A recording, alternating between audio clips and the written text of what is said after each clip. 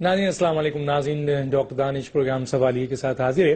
ناظرین آج ہماری کچھ گفتگو جو ہے وہ اس طریقے سے ہے کہ دو پاکستان کے اہم ادارے، ایک آرمی اور دوسرا جوڈیشری، اس کے دونوں چیف کا فیصلہ ہو گیا. ایک چیف نے تو ہینڈ اوور کر دیا ہے نئے چیف کو، اور جو آرمی چیف ہیں ان کا فیصلہ ہونے کے بعد اب نوٹیفیکیشن بھی جاری ہو گیا ہے چیف جسٹس آف پاکستان کے لیے کہ آنے والے 12 تاریخ کو ایک نئے چیف اپنا حل لے لیں گے. ایسی صورتحال میں جب دو اہم اداروں کے چیف کی تبدیلی ہوئی ہے تو اس میں پاکستان کے اندر اندرونی اور خارجی یعنی بیرونی کیا تبدیلی آئے گی، کچھ پالیسیز میں تبدیلی آئے گی، کس قسم کے حالات ہوں گے، آیا جوڈیشری ہے، آرمی ہے، جو موجودہ حالات ہیں، چیلنجز ہے، اس کو کیسے دیکھا جائے گا. اور پھر جو وتن تبدیلی ہوئی ہے آرمی کے اندر، آیا وہ تبدیلی جو ایک سوال بہت زیادہ اٹھ رہا ہے، اور وہ سوال یہ ہے کہ آیا پرائم منسٹر آف پاکستان کا کانسٹیٹیوشنل ڈسکریشن ہے، ریکمنڈ ہوتا ہے 3 نام اس کے بعد، وہ کسی کو بھی لگا سکتے ہیں. لیکن جیسے کہ ان کی اسٹیٹمنٹ بھی تھی کہ وہ سینئر موسٹ کو لگائیں گے، لیکن جو سینئر موسٹ ہیں ان کو نہیں لگائے گئے. لیکن جو سوال اب اٹھایا جا رہا ہے وہ یہ اٹھایا جا رہا ہے کہ اگر سینئر موسٹ کو نہیں لگایا گیا تو اس کا کیا ریزن ہے کہ، اور سینئر موسٹ نے جو ہے اس سلسلے میں ریزائن بھی کر دیا. اس کے اوپر مختلف کوشچنز ہیں، مختلف اسپیکولیشنز ہے، آیا کتنی بات صحیح ہے. لیکن جو نئے چیف آئے ہیں ان کی ڈائریکشنز کیا ہوگی. اور پھر بہت ایک اہم سوال ہے، جو پچھلے چیف تھے جنہوں نے یہ کہا تھا کہ میں نے اس ڈیموکریسی کو جو ہے وہ ہم نے اس کو سپورٹ کیا ہے، تو 6 سال انہوں نے اس پوسٹ پہ رہے، 3 سال ان کا رائٹ تھا، 3 سال انہوں نے ایکسٹینشن لی. کچھ لوگوں کا خیال ہے کہ یہ فیصلہ ان کا غلط تھا. اور دوسرا فیصلہ جو این آر او کے حوالے سے تو پرانے چیف کے پاس تھا، آیا وہی این آر او کنٹینیو ہوگا یا نہیں ہوگا، اور نئے چیف اس کو کس طریقے سے لے کے چلیں گے، یہ چیز بھی ہے.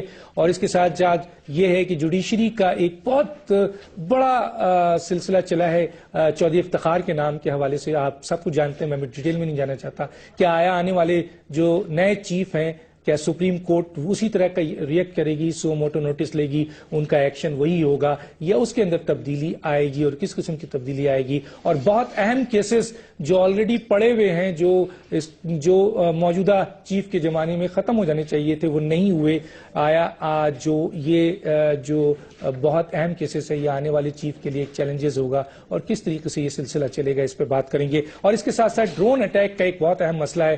ہماری پوری پاکستان کی جو اس وقت سیاست ہے وہ ڈرون پہ ہے. کہیں نیٹو سپلائی روکا جا رہا ہے، صبح نیٹو سپلائی روکتے ہیں، رات کو نیٹو سپلائی چلی جاتی ہے. یہ بات بھی ہے، اس کو کس طریقے سے ٹیکل کیا جاتا ہے. آپ نیٹو سپلائی روکتے ہیں، ایک ڈرون اور آ کے گرتا ہے. پھر نیٹو سپلائی کے اوپر حکومت اور امریکہ کے درمیان اگر واقعی یہ انڈرسٹینڈنگ ہے کہ یہ ہوگی اور یہ پاکستان کے مفاد میں بھی ہے، امریکہ کے مفاد میں ہے، تو اس کو اقرار کرنا چاہیے، بولنا چاہیے، آنا چاہیے، تاکہ لوگ کنونس ہوں، ان کو بتائیں اور اس طرح کی غلط فہمیاں دور ہو. اور پھر تیسری یہ ہے کہ عمران خان صاحب نے بھی ایک پھر اعلان کر دیا ہے کہ ہم اپنے لوگوں کو کہ مہنگائی کے لیے ہم سڑکوں میں. اس سے پہلے بھی عمران خان صاحب نے الیکشن کے حوالے سے جو ہے وہ کئی دھرنوں کا ذکر کیا تھا، عید کے بعد بھی دھرنے تھے، لیکن ان کے سارے دھرنے کی یہ اسٹیٹمنٹ دھرے کے دھرے رہ جاتے ہیں. اور پھر خاص طور پہ جو یہ دھرنا انہوں نے دیا ہے وہ بھی کوشچن مارک ہو گیا ہے، کیونکہ بہت سارے لوگوں کا یہ خیال ہے کہ یہ جو دھرنا دیا جا رہا ہے، چند لوگ کھڑے ہوتے ہیں چند جگہوں پر، نیٹو سپلائی کے بہت سارے راستے ہیں، لیکن جو سب سے بڑا بات ہے وہ یہ ہے، جیسے میں نے پہلے بھی کہا، کہ آپ صبح 7 بجے سے لے کے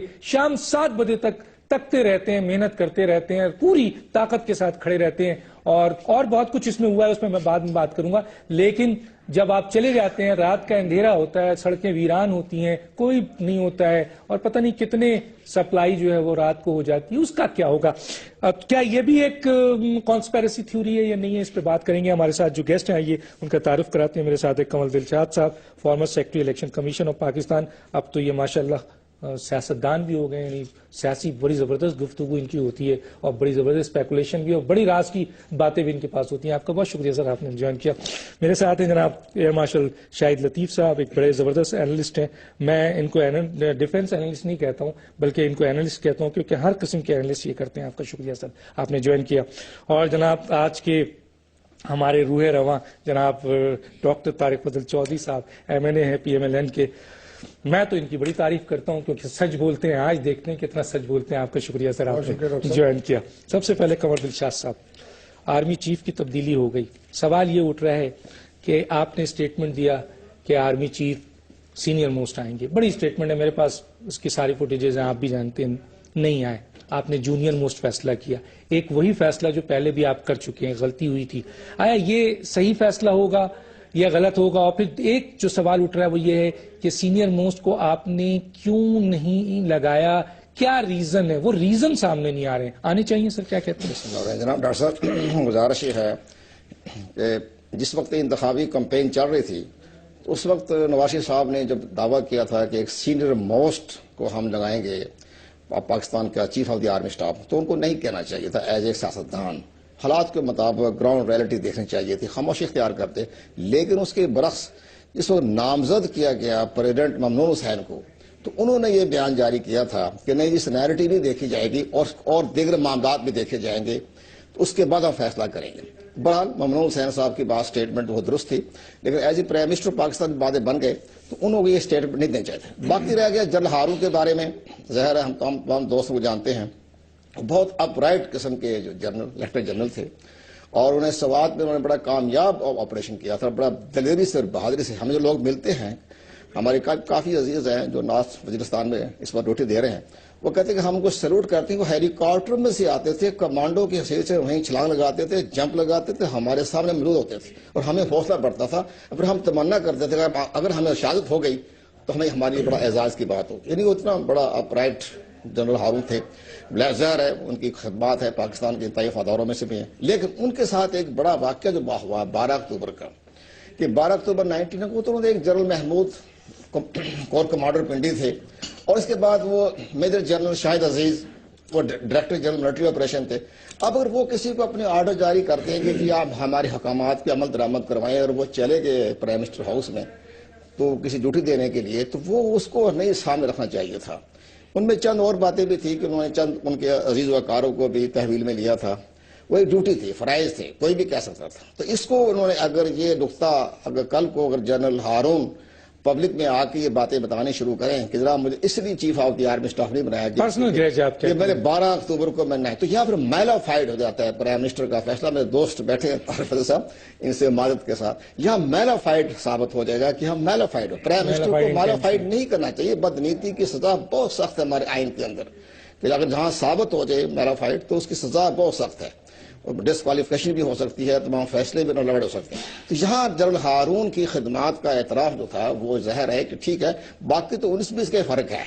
جنرل راشد کو بنایا ہے, محمود کو بھی تھوڑا سا فرق ہے, ایک ہی کورس. میں آگے بات کروں گا ایئر مارشل صاحب سے تھوڑا سا لیتا ہوں. ایئر مارشل صاحب, اگر یہی فیصلہ آنا تھا تو 1 مہینہ پہلے 6 تاریخ 8 تاریخ ایک ریٹائرمنٹ ہوتی ہے, پھر 28 کو ہوتی ہے, ایک ساتھ لے جا کر دونوں کا فیصلہ.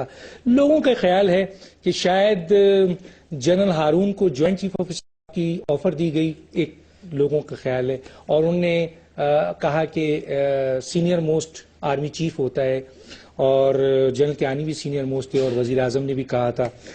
تو انہوں نے جب جوائنٹ چیف آف اسٹاف کی پوزیشن دی تو کہا گیا ہے کہ کیونکہ جوائنٹ چیف آف اسٹاف کی پوزیشن سینئر ہوتی ہے, چاہے وہ سیریمونیل ہی ہو, جنرل ہارون نے اسے لینے سے انکار کر دیا. ایک نیوز ہے, ذرائع کہہ رہے ہیں. اس کے بعد جو جنرل راشد تھے ان کو جو آرمی چیف بننا تھا, جب جنرل ہارون نے معذرت کر لی تو پھر سینئر موسٹ جنرل راشد بن گئے, جس کی بنیاد پر ان کو اس پوسٹ کو جانا پڑا جو کہ جوائنٹ چیف آف اسٹاف کی پوسٹ تھی. اور پھر اس طریقے سے تیسرا جو جنرل راشد راحیل کہیں منظر عام پہ نہیں تھے, ان کو آرمی چیف بننا پڑا. کیسے دیکھتے ہیں اس کو آپ؟ دیکھیں, میرے علم میں یہ بات نہیں ہے جو آپ کر رہے ہیں. میری ابھی تک ڈائریکٹ ان سے سلسلے میں بات نہیں ہوئی, لہٰذا اس پہ تو میں کامنٹ نہیں کر سکتا کہ کیا ان کو آفر کیا گیا. میں نہیں سمجھتا, یہ میرا ذاتی اسیسمنٹ ہے. میں نہیں سمجھتا کہ اگر سینئر موسٹ کو, یہ بڑی ایک نیچرل چیز ہے اور سب چیزیں ہو چکی ہیں. ایسا بھی ہوا ابھی ریسنٹ پاس میں کہ جو جونیئر تھے ان کو چیئرمین بنا دیا گیا اور سینئر کو آرمی چیف بنا دیا گیا. تو آرمی چیف سینئر پوزیشن میں بھی ایک جونیئر چیئرمین کے انڈر اپنی ڈیوٹیز انجام دیتے رہے. اب ایک سینئر آدمی کو اگر آپ چیئرمین بنانے جا رہے ہیں تو میرا نہیں خیال کہ اس کے پاس کوئی ایسی وجہ بنے گی جس کے تحت وہ یہ کہہ سکے کہ میں اس کو ریجیکٹ کرتا ہوں. اور وہ یہ کوٹ نہیں کر سکتا کہ چونکہ آپ پہلے سینئر آدمی کو آرمی چیف بناتے رہے, کیونکہ سینئر کو بھی آپ آرمی چیف بناتے رہے اور جونیئر کو بھی بناتے رہے. تو یہ تو کوئی کیٹیگورک چیز بھی نہیں ہے اور کہیں کتاب میں بھی نہیں لکھا ہوا. سو میں یہ سمجھتا ہوں یہ شاید ری عمر ہے. اب آپ آ جائیں اصل معاملے کی طرف. بات یہ ہے کہ جیسے کنور صاحب نے بھی کہا یہ چیزیں بڑی سینسٹیو ہوتی ہیں.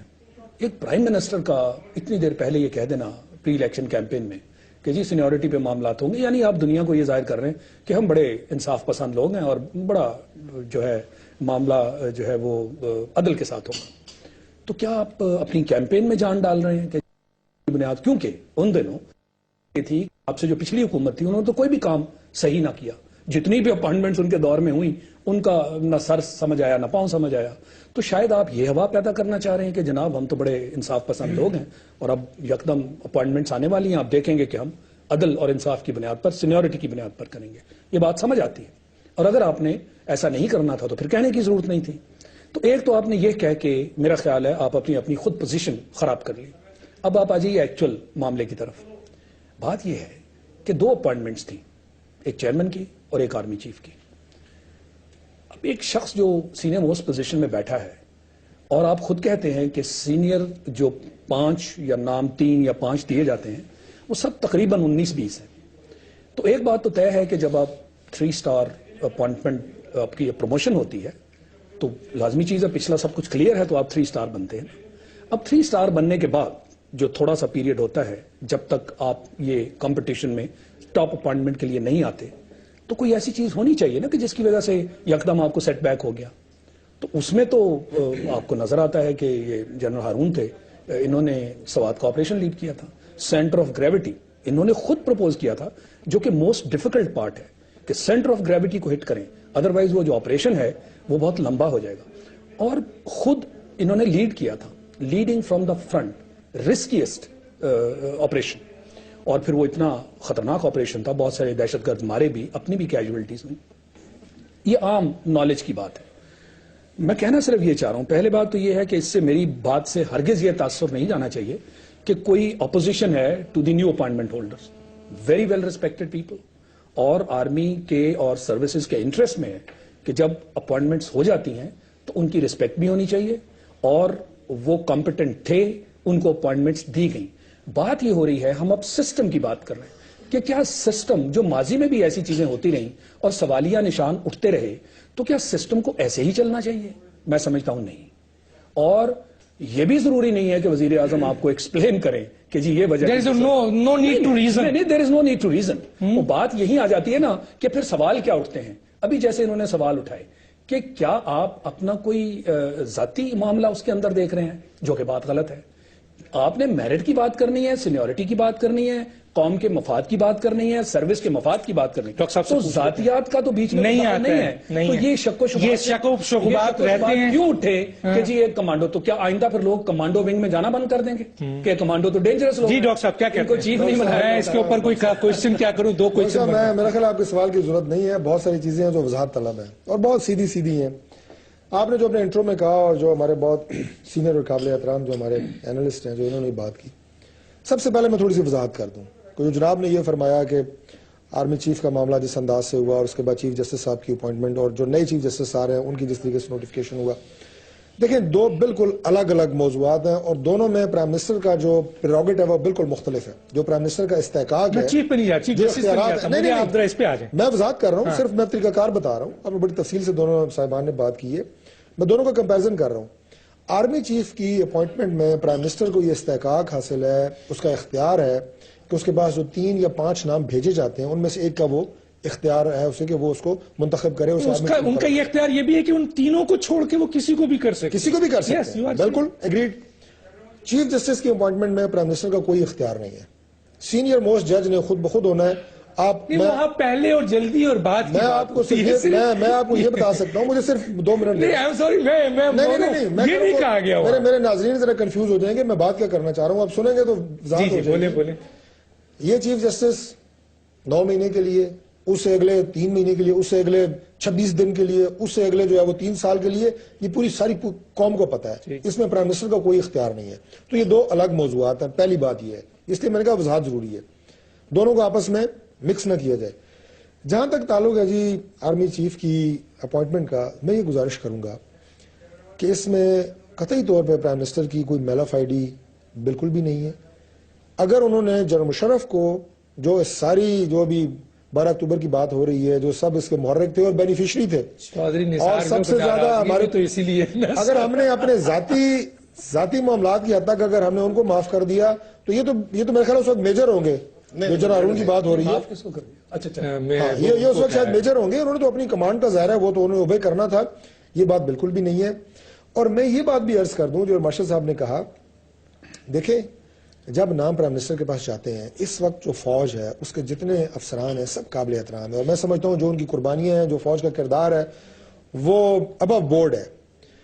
اس وقت صرف فوج کو سرحدوں کی حفاظت نہیں کرنی، ملک کی جو داخلی صورتحال ہے، جو چیلنجز ہیں، دہشت گردی میں میرا خیال ہے ہماری جتنی شہادتیں افواج پاکستان کی دہشت گردی کی جنگ میں ہو چکی ہیں، اتنی 65 کی 71 کی جنگ میں نہیں ہوئی.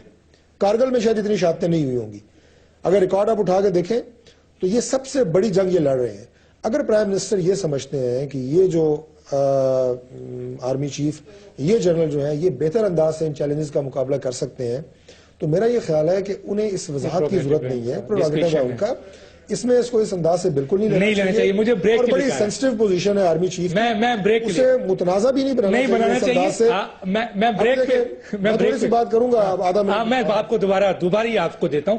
ناظرین، میں یہاں پر ایک سوال اور بھی اٹھتا ہے، بریک پہ جانے سے پہلے یہ سوال کر لوں کہ میں تو ایک طالب علم ہوں اور ظاہر ہے ان سے سیکھتا ہوں اور سنتا ہوں اور پڑھتا ہوں. آرمی چیف کے لیے عموماً کوشش یہ کی جاتی ہے کہ ایسی پوسٹوں پہ انسان کو لایا جائے جو کہ آگے چل کر وہ آرمی چیف کی پوزیشنز کو سمجھے، کیونکہ ہمارے بھی یہی ہوتا ہے کہ وہ ہم پلان کرتے ہیں، جنرلز کو گروم کرتے ہیں، تیار کرتے ہیں اور پھر لے کے اس کو وہاں تک لاتے ہیں. جہاں خاص طور پہ جو پوسٹ ہے وہ جنرل اسٹاف کی پوسٹ کے بارے میں کہا جاتا ہے عموماً کہ اس جگہ پر جو جنرلز کو لایا جاتا ہے وہ ایک طریقے سے یہ ہوتا ہے کہ وہ آرمی چیف کی طرف جاتا ہے. لیکن ماضی میں ہم نے دیکھا D G ISI senior most تھے، ان کو بنا دیا گیا، وہ سینئر تھے. تو یہ بھی ایک کوشچن ہے. لیکن اب سوال یہ پیدا ہوتا ہے کہ میں آگے چل کے پوچھوں گا کہ جوائنٹ چیف آف اسٹاف کی جو پوسٹ ہے وہ اس کی ایک سمری ہے جو آج سیریمونی پوسٹ ہے، لیکن اس کی ایک سمری پڑی ہے کہ اگر اسے پرائم منسٹر سائن کر دیتے ہیں تو وہ پھر سیریمونیل پوسٹ نہیں ہوگی، بلکہ اس کے پاس سارے اختیارات آ جائیں گے اور اس کے بعد آرمی چیف کی پوزیشن وہ نہیں رہے گی جو آج ہے. اس کے اوپر ہم آگے چل کے بات کریں گے. ایک چھوٹا سا بریک، پھر واپس آتے ہیں.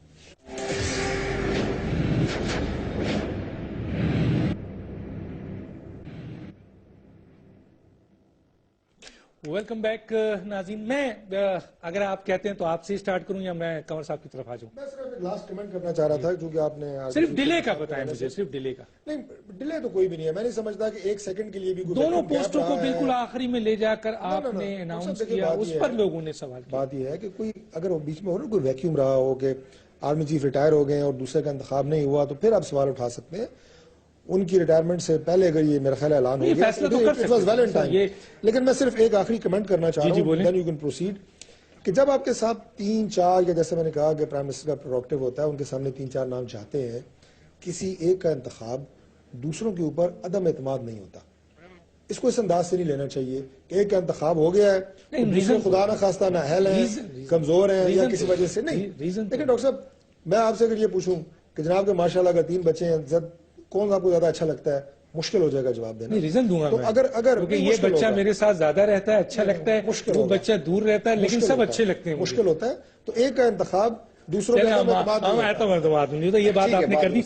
میں سر آتا ہوں آپ سے. ایک جو سوال تھا وہ یہ تھا کہ جی کیا کل اگر فرض کیجئے جوائنٹ چیف آف اسٹاف کی جو سیریمونیل پوسٹ ہے، جس کے بارے میں میں نے کہا کہ ایک بہت اہم ذرائع سے ہمارے پاس نیوز ہے کہ اس کی سمری موجود ہے، اگر وہ سائن پرائم منسٹر کر دیتے ہیں تو پھر جو جوائنٹ چیف آف اسٹاف کی جو پوزیشن ہے وہ بہت اسٹرانگ ہو جائے گی، کیونکہ ان کے پاس فائنینشیل پاور بھی ہو جائے گا، ٹرانسفر پوسٹنگ بھی جائے گی، ساری انٹر سروسز وہ اس کے کنٹرول میں آ جائے گا. پھر آرمی چیف کی پوسٹ جو ہے وہ سیریمونیل ہو جائے گی.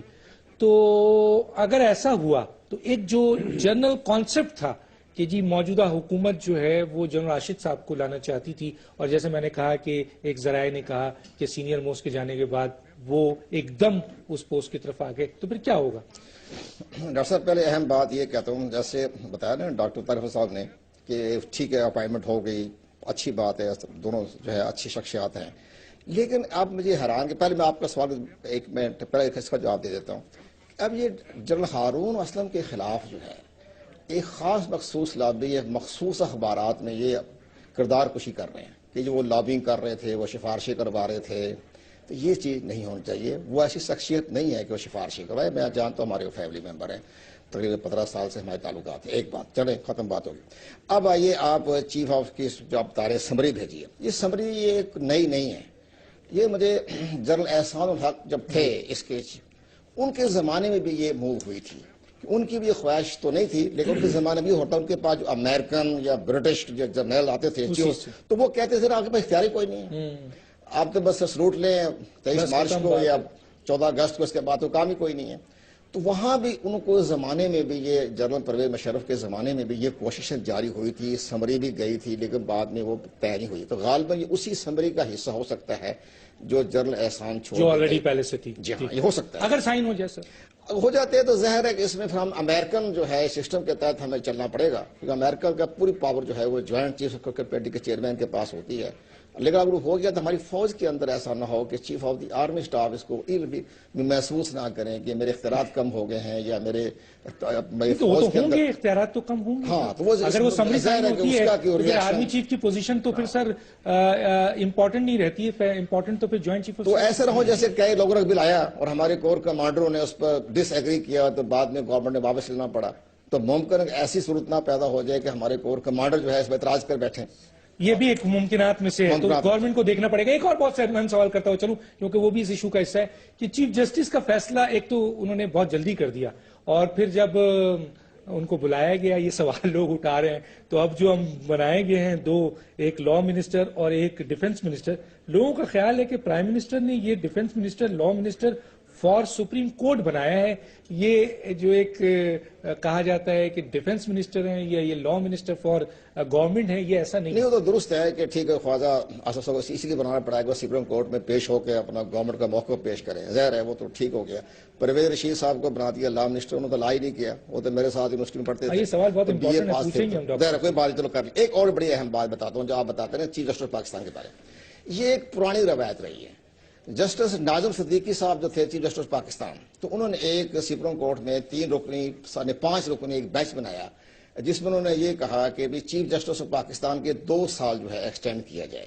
یعنی وہ 65 میں ریٹائرمنٹ ہونے کی بجائے 67 ہونا چاہیے. یہ بہت بڑی کیس چلا. 3 اس کے بعد 5 رکنی کمیٹی بنی، پھر 5 رکنی بینچ بنا، پھر 7 رکنی بینچ بنا، جس میں کہ چیف جسٹس افتخار صاحب ایز اے صدر موج جج تھے وہ بھی شامل تھے. ہمارے جسٹس جیلانی صاحب بھی تھے، جسٹس ڈوگرس صاحب بھی تھے، اس میں 4-5 جسٹس منیر شیخ بھی تھے. سارے اس کے اندر اس میں تھے باقاعدہ ایک بینچ کے اندر. اس پر 3-4 اس پر ہیئرنگ ہوئی. تو بڑی مزاحمت ہوئی ہمارے چیف جسٹس کے صاحب کے ساتھ. لوگوں نے اختلافات بھی کیا بعد موجود حضرات نے. اس چیز کو جب بہت بحث چل رہی تھی اس کیس کے بارے میں، تو پھر بعد میں اچانک صدر مملکت جو تھے انہوں نے جسٹس افتخار احمد چودھری کر دیا نامزد. یہ تو 15 دن پہلے ہو گئے نا. وہ 3 مہینے پہلے جسٹس ناظم حسین صدیقی کے زمانے میں جسٹس افتخار صاحب. لیکن سر یہ فیصلوں پہ اثر انداز نہیں ہوتے، بڑے اہم کیسز ابھی پڑے ہوئے ہیں، پھر لوگ کیا چودھری افتخار صاحب کو ایکسپٹ کریں؟ فیصلہ ہو جاتا ہے. فیصلے میں تو ایک دم ظاہر ہے کہ ان کی کمانڈ کمزور ہو جاتی ہے نا. اگر آپ chief of the army staff کو اگر 6 ماہ پہلے لگا دیں گے تو اس کی تو ختم ہو جاتی ہے. جیسے کہ جنرل اسلم بیگ جب ریٹائرمنٹ سے پہلے جسٹس لگا دیا تھا 2 مہینے پہلے اپوائنٹمنٹ کر دی گئی تھی chief of the army staff کا. اسی طرح اس کے بعد بھی اثر پڑے گا کہ چیف جسٹس پاکستان کے اختیارات جو ہیں، آج تو خیر 30 تاریخ ہو گئی ہے، ان کے دن رہ گئے 10 دن. بہت اہم کیسز بھی سر پڑے. اور آپ وہ سارے کیسز کے بارے میں ظاہر ہے کوشش تو کریں گے جلدی سے سننے کی. میں آتا ہوں ایئر مارشل صاحب، جو بھی کہنا چاہیں اس کے اوپر آپ ضرور بولیے. لیکن میں اس وقت اس کو بھی دیکھ رہا ہوں کہ جی ایک دم انہوں نے فیصلہ کر دیا اور چیف جسٹس صاحب کی نوٹیفیکیشنز جو ہے وہ نکال دی، اور خاص طور پہ لوگوں کا خیال ہے کہ جب مسنگ پرسن کے حیثیت سے انہوں نے پرائم منسٹر کو یعنی ڈیفنس منسٹر جو تھا ان کو جب مدعو کیا تو یہ ایک گورنمنٹ کا جو پروگیٹو تھا، اختیار تھا، اس کو استعمال کیا. اس سے یہ کیا تو ہے لیکن جو اہم کیسز رہ گئے ہیں اور چیف جسٹس نے 11 تک جا کر اس کو دینا تھا، ان کیسز کے اوپر کیا ان کے اثرات پڑیں گے، اور کیا جو اس ڈیوریشنز میں ان کی جتنی بھی اہم کیسز ہیں ان کے اوپر ان کی گرفت لوز ہوگی؟ کیا کہیں گے آپ؟ نہیں دیکھیں ڈاکٹر صاحب، بات یہ ہے کہ ہمیں اپنے سسٹم کو ٹھیک کرنے کی بہت زیادہ ضرورت ہے. اگر ہم یہ ڈے ٹو ڈے بیسس پہ سوچیں گے کہ جی آج چونکہ سپریم کورٹ نے ڈیفنس منسٹر کو بلا لیا ہے تو فوری طور پہ ایک بندے کو ایڈیشنل رسپانسبلٹی دے دیں تاکہ یہ ایک ٹک مارکنگ ہو جائے ایک ایکسرسائز کی.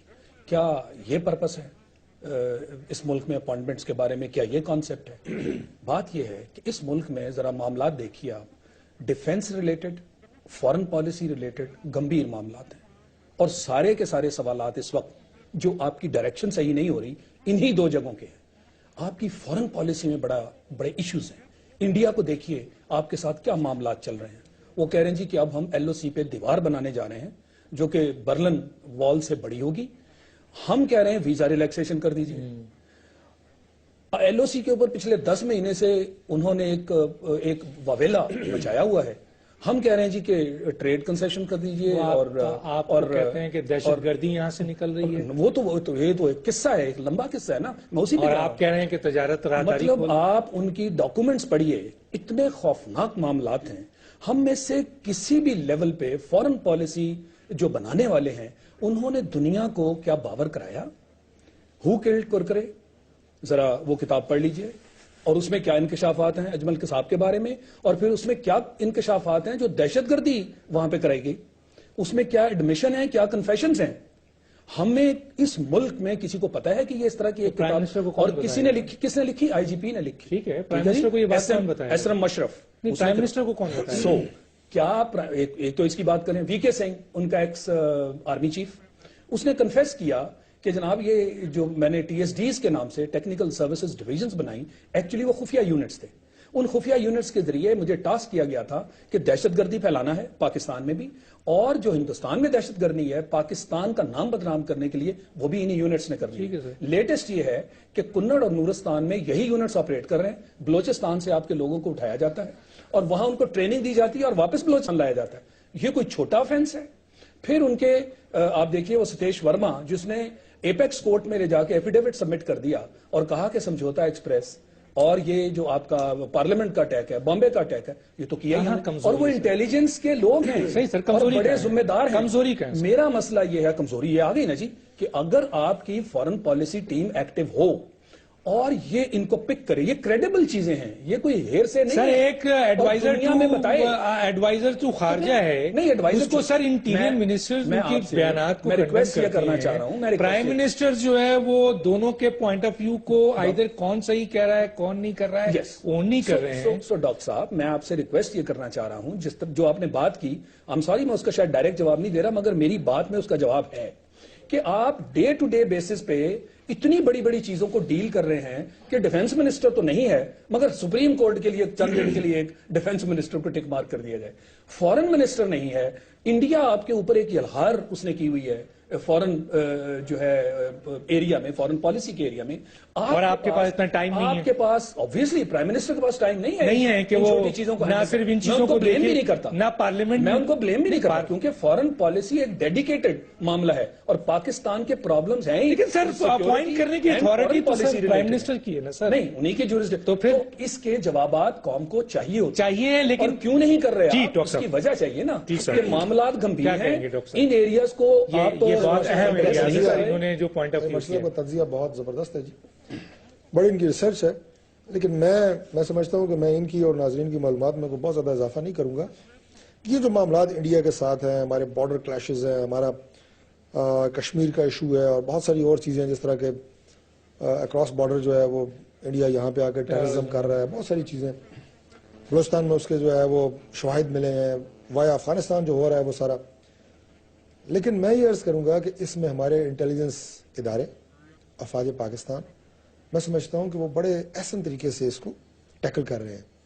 اور وہ سرتاج عزیز صاحب کی ڈائریکشنز کا انتظار نہیں کر رہے کہ وہ یہاں سے کہیں گے کہ آپ جناب جا کے بارڈر پہ یہ کریں اور وہ کریں. ہمارے انٹیلیجنس ادارے جس طرح یہ ساری باتیں کر رہے ہیں. یہ ایک بڑی بات آپ نے اگر آپ بات کاٹیں گے حکومت کی، آپ نے یہاں ناکامی خود ایکسپٹ کر لی ہے. اگر آپ بات کاٹیں گے تو میں کاٹوں گا نہیں، لیکن میں سوال اسٹیبلش ہوتا ہے تو میرا کام ہے ایز اے اینکر میں ان چیزوں کی نشاندہی کروں. آپ بہت ذمہ دار ایم ایل اے ہیں، مجھے ذرا بات کریں. اور آپ نے آج پاکستان کی موجودہ ڈیموکریٹک حکومت جو بڑی الیکٹڈ حکومت ہے اس کی ناکامی ایکسپٹ کر لی ہے. مجھے ذرا بات اب آپ بولیں، اس کے بعد پھر ناظرین کو اور آپ کو بھی سمجھ آئے گی. بات یہ ہے کہ جو کام ہے انٹیلیجنس کے اداروں کے، اب یہاں پہ اگر تخریب کاری کر رہا ہے انڈیا تو میں نہیں سمجھتا کہ وہ انڈین فارن مشن. میری بات ذرا ڈاکٹر صاحب پلیز میں آپ سے 2 منٹ مانگتا ہوں صرف, کوئی سمجھ نہیں آ رہی نا میں کیا کہہ رہا ہوں اور ناظرین کے ان کا کام انفارمیشن دینا, وہ تو دے دیا سر. جو انٹیلیجنس ادارے یہاں پہ انڈیا کے, جیسے مارشل صاحب نے کہا ان کی انفارمیشن بڑی اتھینٹک ہے, ٹھیک ہے, میں نہیں سمجھتا کہ انڈین فارن مشن انہیں یہ ٹاسک دے رہا ہے کہ جاؤ یہ کام کرو. ان تخریب کاریوں کا جو پاکستان نے اینٹیسپیٹ کرنا ہے وہ ہمارا فارن مشن نہیں کرتا, وہ ہمارے انٹیلیجنس ادارے انٹیلیجنس نیٹ ورک کرتی ہے. جو تخریب کاریاں وہ یہاں کر رہے ہیں, جو سازشیں وہ یہاں پہ کر رہے ہیں, جو جاسوس یہاں پہ وہ بھیج رہے ہیں, ان کو پکڑنا فارن مشن کا کام نہیں ہے, وہ ہمارے انٹیلیجنس اداروں کا کام ہے اور وہ بڑے اچھے طریقے سے یہ کام کر رہے ہیں. دس از مائی پوائنٹ آف ویو. اب جہاں تک فارن پالیسی کا تعلق ہے, یقیناً وہ ہماری فارن منسٹری بناتی ہے اور وہ میں سمجھتا ہوں کہ آج کل کے دور میں, جو آج کا دور ہے الحمدللہ, اس میں جتنے انڈیپینڈنٹ طریقے سے پاکستان کی خارجہ پالیسی اس وقت بن رہی ہے, سیکیورٹی پالیسی, اور میں صرف پوچھوں گا سر, میں نے 2 منٹ مانگے آپ سے. پہلی دفعہ جس طرح پاکستان کی تمام پولیٹیکل پارٹیز بیٹھی ہیں APC میں, بہت یہ ٹاپک پٹ چکا ہے, میں اس میں بہت بات نہیں کروں گا, سیکیورٹی ایشوز کے حوالے سے بات ہوئی, سیکیورٹی پالیسی کی فارمیشن کے حوالے سے بات ہوئی. یہ کلچر بھی پاکستان میں پہلی دفعہ بنا ہے کہ آپ حکومت بھی بیٹھی ہے, اپوزیشن بھی بیٹھی ہے اور آپ سیکیورٹی ایشوز کو ڈسکس کر رہے ہیں. اور آپ اپوزیشن کی میگنینیمٹی دیکھیں کہ انہوں نے اپنے تمام اختلافات کو بلا کے یہ کہا کہ ان اہم قومی ایشوز کے اوپر ہم حکومت کے ساتھ ہیں. عمران خان کا ٹکر چل رہا ہے, آپ کو پتا ہے انہوں نے کیا کہا ہے؟ انہوں نے کہا ہے کہ جی APC کے اندر جو ڈیسیجنز ہوئے تھے وار اینڈ ٹیرر کے حوالے سے, حکومت اس پر عمل درآمد کیوں نہیں کر رہی؟ اتنا بڑا اپوزیشن. دیکھیں ڈاکٹر صاحب, جو اس کے بعد ایپیسوڈز ہوئے ہیں, جو اس کے بعد واقعات پیدر پہ ہوئے ہیں, جو قیمتی انسانی جانوں کا نقصان ہوا ہے, افواج پاکستان کے میجر جنرل سمیت بہت سارے افسران اس کے بعد جن کی شہادتیں ہوئی ہیں, یہ سارے وہ واقعات ہیں جو APC میں اس وقت آپ اندازہ نہیں لگا رہے تھے کہ یہ ریسپانس ادھر سے آئے گا. عمران خان صاحب کی جو سٹیٹمنٹس ہیں قابل احترام ہیں, انہوں نے سروائیو تو کرنا ہے نا, زندہ رہنا ہے, انہوں نے اپوزیشن میں ظاہر ہے, وہ یہ بیان نہیں دیں گے تو کیسے سروائیو کریں گے, یہ ان کی مجبوری ہے. لیکن بہرحال میں سمجھتا ہوں کہ حکومت میں آپ کو بڑی سنجیدگی سے, بڑی پلاننگ سے اور بڑے طریقے سے چلنا پڑتا ہے, اور ہم الحمدللہ جس طریقے سے موو کر رہے ہیں. ڈاکٹر صاحب یہ بات کوئی پولیٹیکل سٹیٹمنٹ نہیں ہے, لیکن 13 سال کی جو ایک ملک کے اندر جو ایک انتشار اور گند پڑا ہوا ہے جو 12 اکتوبر سے شروع ہوا, اور سر یہ بھی اس میں دن لگیں گے, میں آگے اس کے اوپر دوں گا, مجھے کیونکہ بریک کے لیے کہا جا رہا ہے, کیونکہ بریک کے دن لگیں گے. آپ دیکھیں نا, میری آپ سے اور میڈیا سے بھی یہ گزارش ہے پالیسیز دی ہے کہ آپ بالکل یہ منٹ بائی منٹ ہماری کارکردگی کو چیک نہ کریں, اور لوگوں کو اس میں مایوسی پھیل رہی ہے کہ یار یہ لوگ آئے تھے, ابھی 2 ہفتے ہو گئے, ابھی 3 ہفتے ہو گئے. میں چھوڑیں, ابھی آپ نے ایک اپنی گورنمنٹ پہ جو عدم اعتماد کیا ہے, نمبر 1, دوسرا عدم اعتماد صرف آپ کو. ڈاکٹر صاحب انٹیلیجنس اداروں کی سازشوں کا مقابلہ انٹیلیجنس ادارے ٹائم نہیں ورنہ میں آپ کے سامنے رکھتا, وہ نہ IG پنجاب کرے گا اور نہ وہ میں مارشل صاحب سے اس کے بارے میں پوچھوں گا, لیکن ایک اور بات کرتا ہوں. چلوں دیکھیں, فورن پالیسی کا تعلق جو ہوتا ہے وہ خارجہ سے ہوتا ہے, اور آپ کے خارجہ کے اہم مشیر پرائم منسٹر کے جب انہوں نے اسٹیٹمنٹ دیا کہ اب ڈرون نہیں ہوگا, اور اس کے بعد ڈرون ہوا بڑی خوبصورتی سے, تو آپ کے انٹیریئر منسٹر, آپ کے ایک بہت اہم لیڈر چودھری نثار نے کہا کہ یہ کس طرح سے یہ انہوں نے یہ فیصلہ کر لیا ہے کہ امریکہ کی بات کو, تو کہنے کا مطلب ہے عدم اعتماد تو آپ کے اپنے منسٹر, اپنے اہم منسٹر جو کہ پالیسی دیتا ہے اس پر کر رہے ہیں. میں آگے چل کے بات کروں گا. ناظرین ایک چھوٹا سا بریک لیتے ہیں, پھر واپس آتے ہیں. Welcome back. جی مارشل صاحب. جی یہ جو طارق فواد صاحب نے باتیں کی نا جی, اس کے اوپر میں تھوڑے سے بڑے احترام کے ساتھ ہلکی سی رسپانس دینا چاہوں گا. دیکھیں اس کانسیپٹ کو ہم کلیئر کریں. یہ جو بات ہے نا کہ چونکہ وہاں سے سیکیورٹی ایجنسیز نے کوئی کام انیشیٹ کیا تو لہٰذا سیکیورٹی ایجنسیز نے یہاں سے اس کو کاؤنٹر کرنا ہے, یہ تو بڑا نیچے والا ٹیئر ہے. یہ تو سیکیورٹی ایجنسیز بڑی نیچے آتی ہیں. سٹارٹ آپ کہاں سے کرتے ہیں؟ سٹارٹ آپ کرتے ہیں ایویلیویشن آف نیشنل پاور, اس کے کنسٹیچوئنٹس ہیں کہ آپ کی اکانومی کیسی ہے, آپ کی ڈیموگرافی کیسی ہے, آپ کی ملٹری فورسز کیسی ہیں, آپ کی باقی جو بھی نیشنل پاور کے کنسٹیچوئنٹس ہیں ان کی بیس پہ پھر آپ اپنی ایک نیشنل پالیسی بناتے ہیں. یہ نہیں ہو سکتا کہ آپ Pakistan third world developing country ہوں اور آپ اپنی نیشنل پالیسی امریکہ کی بنا دیں. یہ تو بات سمجھ آتی ہے نا آپ کو. جو آپ کا نیشنل پوٹینشل ہے اس کے مطابق آپ کی نیشنل پالیسی بنے گی. وہ بنے گی تو پھر آپ کا نیشنل انٹرسٹ ڈیفائن ہوگا. اس کے بعد یہ اب نیچے سپریڈ ہوگی, اس میں پھر آپ سب سے پہلے نیشنل پالیسی بنائیں گے, اس کے بعد آپ اپنی جیسے فائنینس اکنامک پالیسی بنائیں گے, پھر آپ اپنی سیکیورٹی پالیسی بنائیں گے. یہ جو بات ہم نے کی, یہ سیکیورٹی پالیسی جب آپ کو ڈیفائن کر دی جاتی ہے, اس کے نیچے پھر آپ کی ملٹری اسٹریٹجی بنتی ہے, پھر آپ کی لینڈ اسٹریٹجی, ایئر اسٹریٹجی, نیول اسٹریٹجی. جس چیز کی ہم یہاں بات کر رہے ہیں, فار ایگزامپل یہ جن ایجنسیز کی آپ بات کر رہے ہیں, وہ تو آپ کی سیکیورٹی میں آتی ہیں نا. ان کو اوپر سے کہا جائے گا کہ یہ ہماری فارن پالیسی ہے, ہمیں اس ملک کے ساتھ ایسے ریلیشنز رکھنے ہیں, اور اگر اس کے اندر آپ نے کچھ کروانا ہے تو پھر آپ ان کو اوپر سے ڈیفائن کریں گے.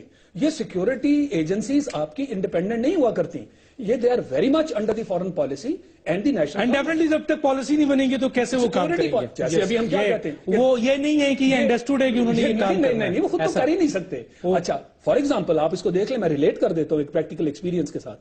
جب ایل او سی کے معاملے ہوئے تو کیا ہوا, ایل او سی کا ایک بندہ بھی ہیڈ ہوا, اور جناب آرمی چیف اور ایئر چیف آ گئے ایک بندے کی بھی ہیڈنگ پہ, اور انہوں نے پوری دنیا میں ڈھنڈورا پیٹ دیا تاکہ پاکستان کو بدنام کیا جائے. اس کے بعد ان کے پرائم منسٹر آئے, انہوں نے سپورٹ کیا اس ڈنڈورے کو, انہوں نے کہا جی یہ پاکستان نے کیا ہے اور ہم سبق سکھائیں گے آپ کو. اسی طرح جب وہ 5 لوگوں کا معاملہ ہوا 5 کلومیٹر انسائڈ, وہ فورن پالیسی کا حصہ تھا.